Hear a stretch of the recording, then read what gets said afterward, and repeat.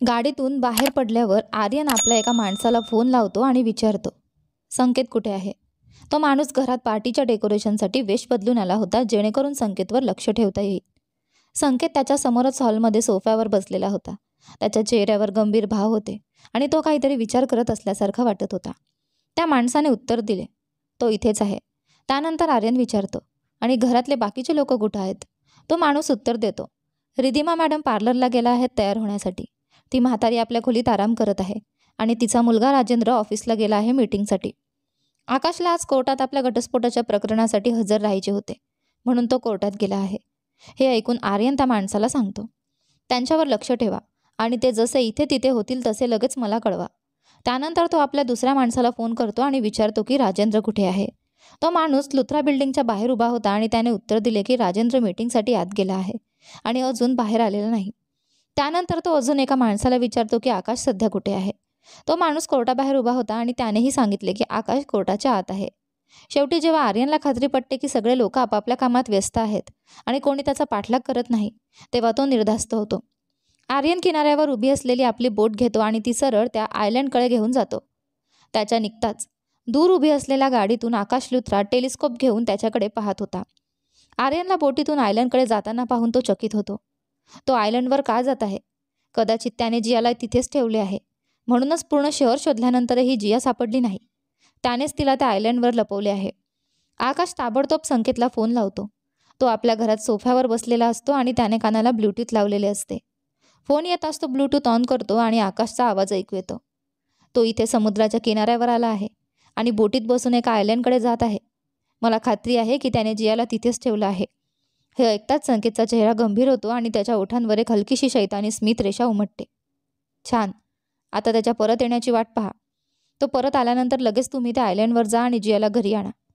आकाश मान हलवतो आणि म्हणतो, ठीक आहे. त्याने आमच्यावर लक्ष ठेवण्यासाठी वेगवेगळ्या ठिकाणी आपली माणसं ठेवली आहेत. कोर्टातून त्याच्या माणसाला चकमा देऊन बाहेर पडायला किती मेहनत लागली ते मलाच माहीत आहे. पण काळजी करू नकोस. आज जियाला घरी परत आणल्याशिवाय मी थांबणार नाही आणि आर्यनचा भांडाफोड केल्याशिवाय राहणार नाही.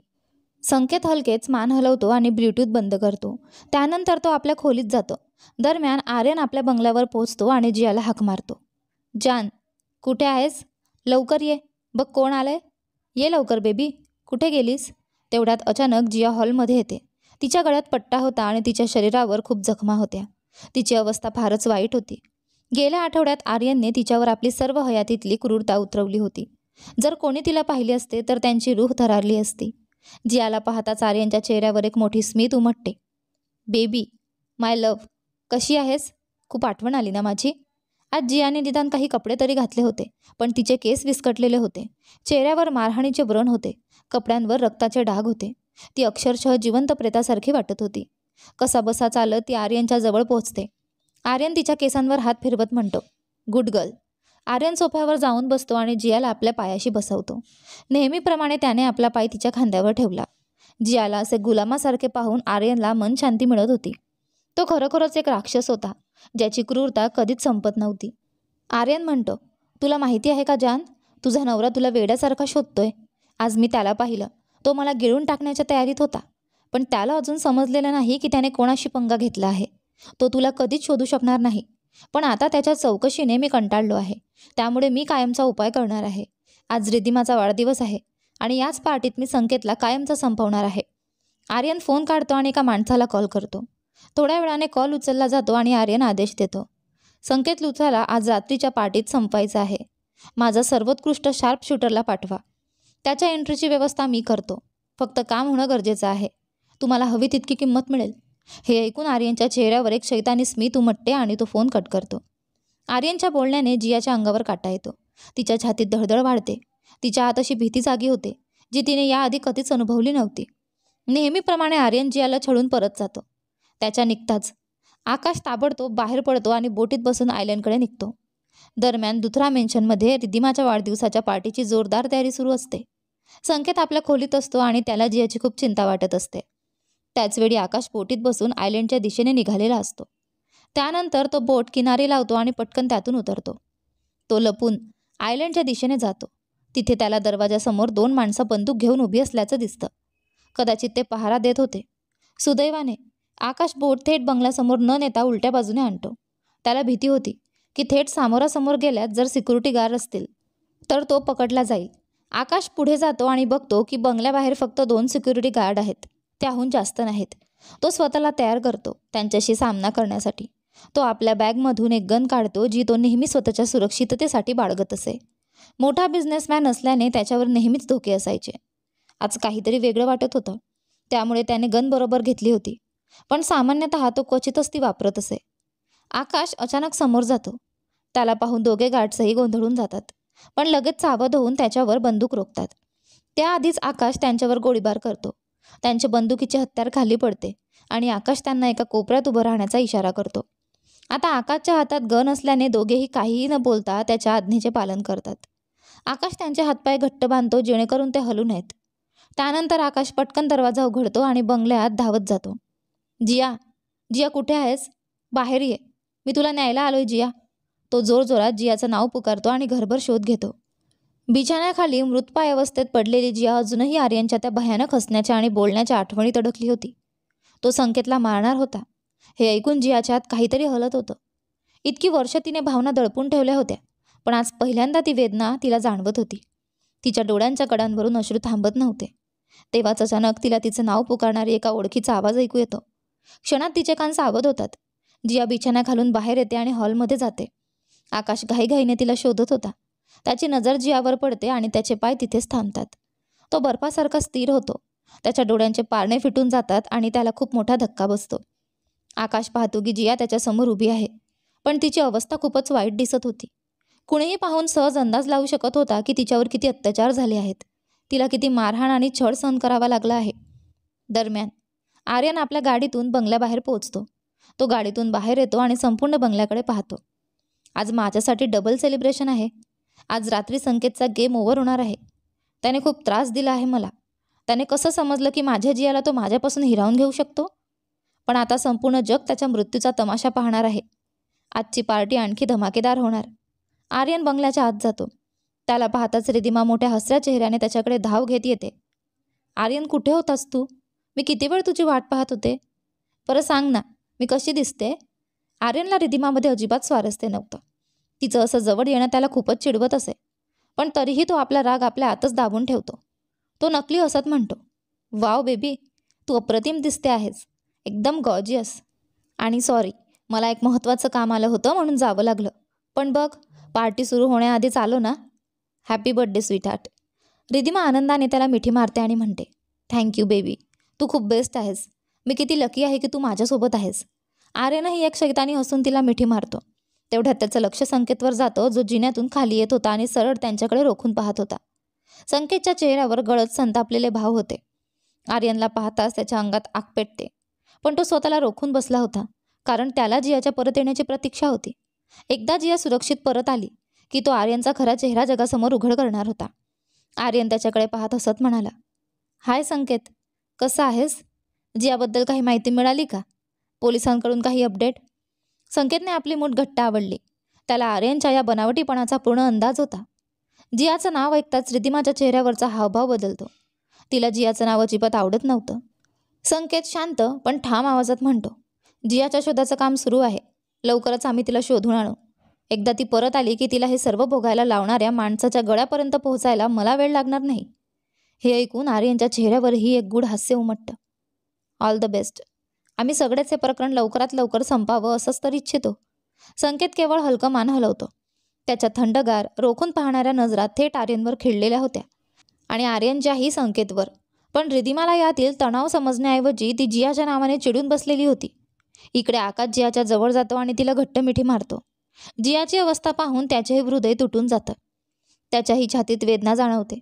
कोणी इतकं अमानवी कसं असू शकतं? एका निष्पाप, कोवळ्या मुलीवर इतके अत्याचार कोणी करू शकतं?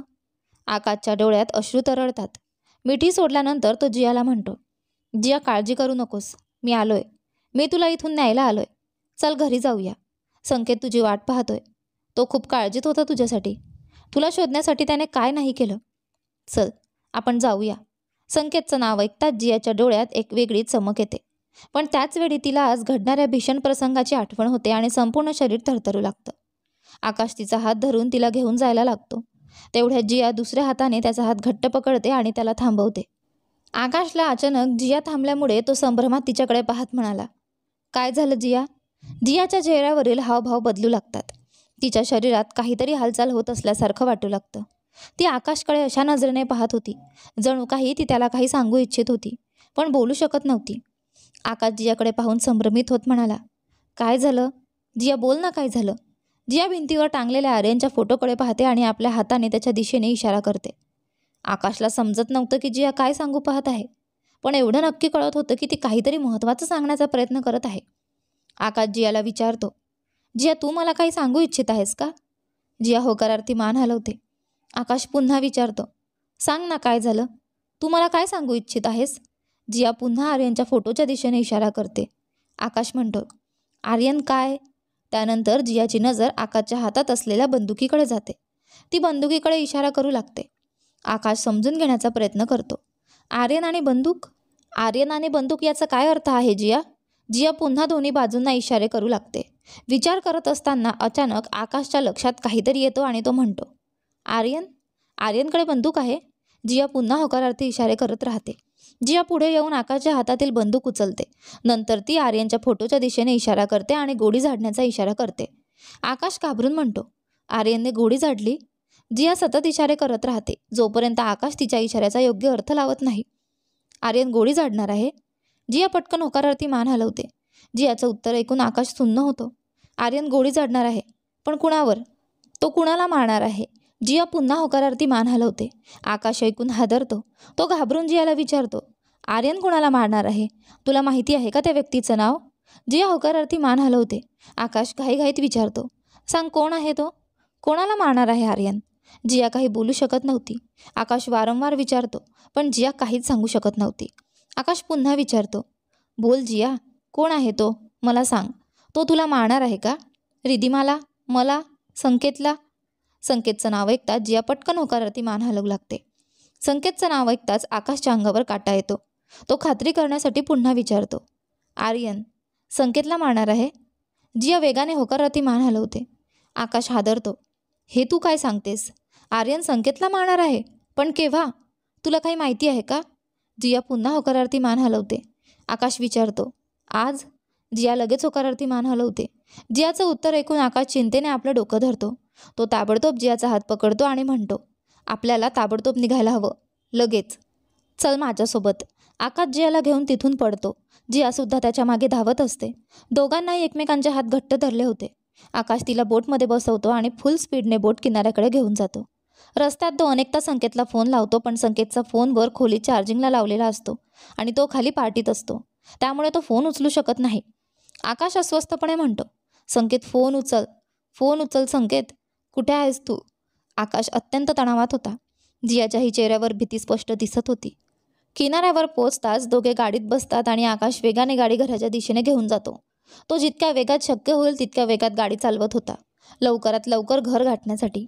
तो घरातील प्रत्येकाला फोन लावतो, पण आज त्यांचं नशीब इतकं खराब होतं की कुणीही त्याचा फोन उचलत नव्हतं. आकाश अधिकच चिंतेत पडतो, कारण संकेतवर मोठं संकट येणार होतं. त्याचवेळी आर्यन बंगल्याच्या बाहेर येतो. आर्यनने बोलावलेले शूटर बिझनेस ड्रेसमध्ये तिथे पोहोचतात. आर्यन त्यांना सिक्युरिटी क्लिअर करून आत घेऊन येतो आणि याची काळजी घेतो की त्यांची लपवलेली बंदूक कुणाच्याही नजरेस पडू नये. आत आल्यावर आर्यन त्यांना सांगतो, आपल्या आपल्या जागा पकडा आणि संधी मिळताच संकेत लुथराला संपवून ताबडतोब इथून निघून जा. पुढचं सगळं मी बघतो. शूटर मान हलवून सहमती देतात आणि तिथून निघून जातात. आर्यन आजूबाजूला पाहतो की कुणी त्यांना पाहिलं तर नाही. त्यानंतर चेहऱ्यावर बनावटी हसू ठेवतो. तो पुन्हा पार्टीत जातो. राजेंद्र संकेतच्या जवळ जातो, जो एका कोपऱ्यात काही लोकांशी बोलत होता. राजेंद्र हलक्याच हाताने संकेतला बाजूला येण्याचा इशारा करतो. संकेत सर्वांची माफी मागून बाजूला जातो. राजेंद्र म्हणतो, जियाबद्दल काही कळलं का? संकेत उत्तर देतो, डॅड तुम्ही काळजी करू नका. भाऊला जियाचा पत्ता लागलाय. तो तिला आणायला गेला आहे. मी आत्ताच फोन करून विचारतो. संकेत खिशात फोन शोधू लागतो तेव्हा त्याला आठवतं की त्याने फोन खोलीत चार्जिंगला ठेवला आहे. तो म्हणतो, डॅड मी माझा फोन घेऊन येतो. तो खोलीत चार्जिंगला आहे. संकेत खोलीत जातो. फोन उचलून पाहतो तर त्यावर आकाशचे अनेक मिस कॉल्स आलेले असतात. भाऊच्या इतक्या कॉल्स? कदाचित त्याला काहीतरी कळलं असेल. कदाचित जिया त्याला सापडली असेल. तो विचार करतो. तेवढ्यात रिधिमा तिथे येते. भाऊ तुम्ही इकडे काय करताय? लवकर खाली चला, माझ्या बर्थडे केक कटिंग सेरेमनी चालू आहे. आकाश भाऊ कुठे गेले माहीत नाही आणि तुम्हीही इकडे. चला पटकन. संकेत काही बोलायच्या आधीच रिधिमा त्याला ओढत खाली घेऊन जाते, त्यामुळे त्याला आकाशला फोन करता येत नाही. खाली केक कटिंग सुरू होतं. रिधिमा केक कापते आणि सगळे टाळ्या वाजवतात. आर्यन आपल्या शूटरला तयारीचा इशारा करतो. संकेत मात्र सतत दरवाजाकडे पाहत होता. आकाशची वाट बघत होता. तो बाहेर जाऊन फोन लावण्याचा प्रयत्न करतो, पण कुणीतरी त्याला अडवून बोलण्यात गुंतवलं होतं.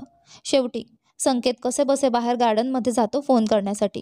त्याला बाहेर जाताना पाहून आर्यन आपल्या शूटरला इशारा करतो. शूटर गन तयार ठेवून झुडपांमध्ये लपून बसतात. संकेत आकाशला फोन लावतो, पण नेटवर्क लागत नव्हतं. भाऊचा फोन लागत नाही का? तेवढ्यात त्याला मागून आवाज येतो. संकेत. संकेत मागे वळून पाहतो आणि थक्क होतो. समोर आकाश आणि त्याच्या बाजूला जिया उभी असते. दोघेही घाबरलेले दिसत होते. जियाची तब्येत खूपच खराब दिसत होती. संकेत काही समजायच्या आत जियाची नजर झुडपात लपलेल्या शूटरकडे जाते, जो संकेतवर बंदूक रोखून उभा असतो. तिच्या डोळ्यात धक्का बसल्याचं स्पष्ट दिसतं. संकेत पुढे जायला लागतो, पण अचानक जिया पळत येऊन त्याला घट्ट मिठी मारते. तेवढ्यात जोरात गोळी झाडली जाते. गोळीचा आवाज ऐकून सगळे हादरतात. घरातील लोक घाबरून एकमेकांकडे पाहतात.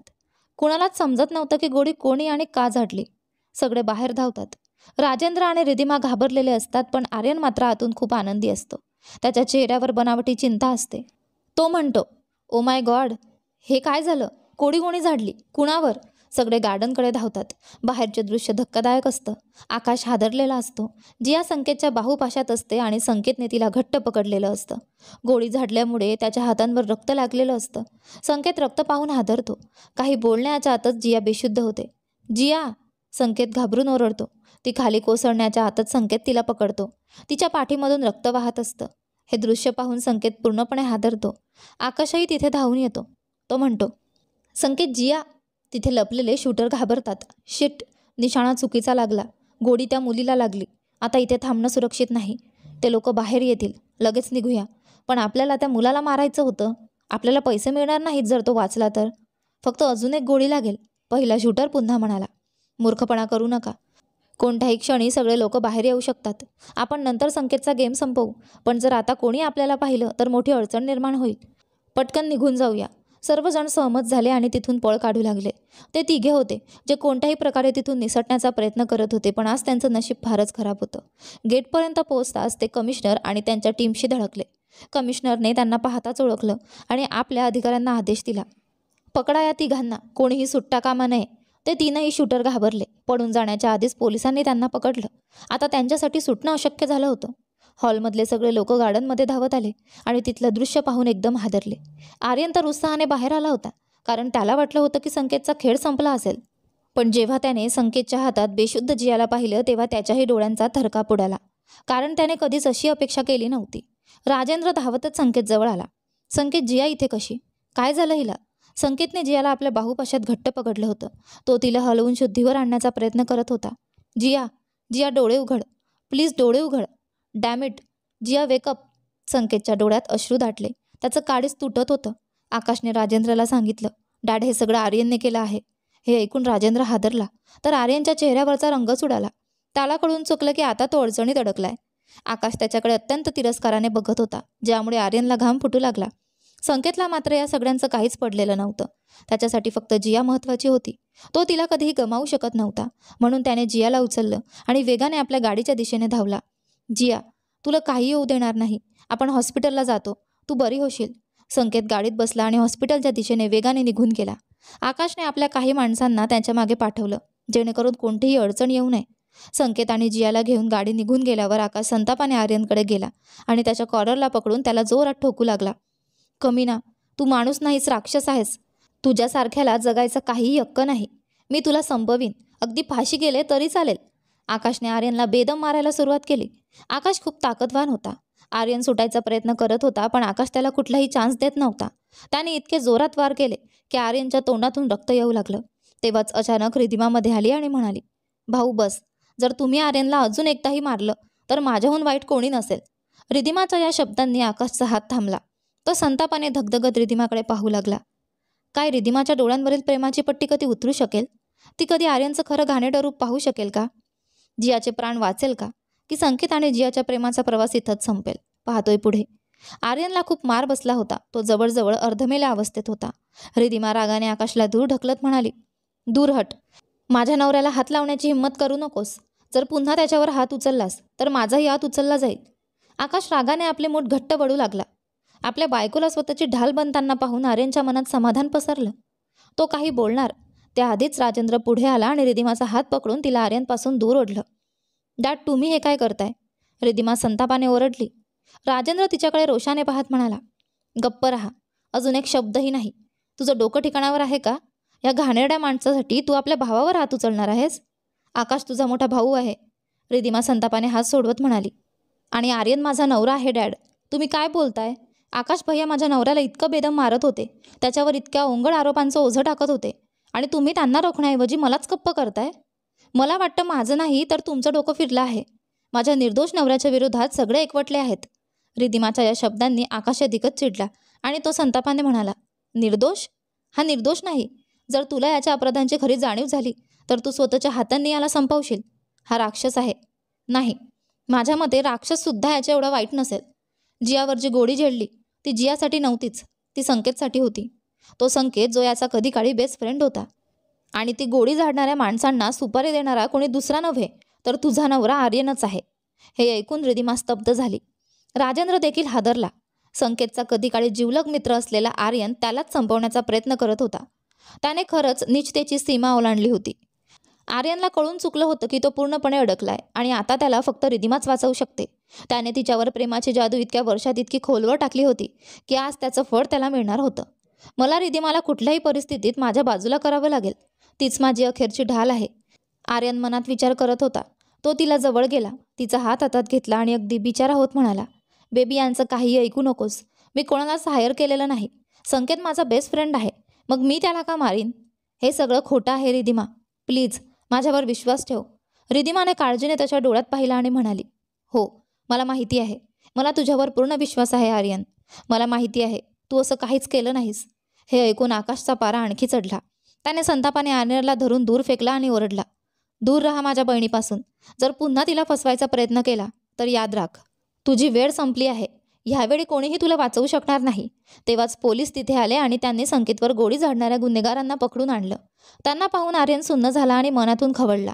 हे साले हरामखोर एक कामही नीट करू शकले नाही. ना संकेतला मारू शकले, ना स्वतः वाचू शकले आणि मला फसवून टाकलं, तो मनात म्हणत होता. कमिशनरने काही अधिकाऱ्यांना इशारा केला. त्यांनी आर्यनला घट्ट पकडलं. तो झटपटू लागला. सोडा मला, मी काही केलं नाही, सोडा. कमिशनर शांतपणे म्हणाला, ह्या गुन्हेगारांनी सर्व काही कबूल केलं आहे. आम्ही आकाशच्या सांगण्यावरून इथे आलो. त्याने तुझ्या सर्व अपराधांची माहिती आम्हाला दिली आहे. आता तू कायद्याच्या कचाट्यातून सुटू शकत नाहीस. कमिशनर राजेंद्रच्या जवळ येऊन म्हणतो, मिस्टर लुथरा, या लोकांच्या जबाबावरून स्पष्ट झाले आहे की त्यांना हायर करणारा आर्यन मिश्रा आहे. आम्ही त्याला अटक करून घेऊन जात आहोत. कमिशनरचे बोलणे ऐकून राजेंद्र मान हलवतो आणि कमिशनरला म्हणतो, कमिशनर, हा सुटला नाही पाहिजे. याला कठोरातील कठोर शिक्षा मिळाली पाहिजे. आमच्याकडे याच्या विरुद्ध भरपूर पुरावे आहेत जे आम्ही न्यायालयात नक्की सादर करू. याने जे केले आहे त्यासाठी त्याला शक्य तितकी कठोर शिक्षा मिळाली पाहिजे. अगदी फाशीची शिक्षा जरी झाली तरी हरकत नाही. रिधिमा हे ऐकून पूर्णतः हादरून जाते. डॅड, तुम्ही काय बोलताय? आर्यनने काहीही केले नाही. तो निर्दोष आहे. यानंतर पुढे काय झाले ते पाहूया आपल्या या कथेच्या पुढच्या भागात. तुम्हाला आजचे दोन्ही भाग कसे वाटले कमेंट करून नक्की सांगा. आवडले असेल तर दोघी व्हिडिओंना लाईक करा. चॅनलवर नवीन असाल तर सबस्क्राईब करा आणि नोटिफिकेशन बेल नक्की दाबा. धन्यवाद.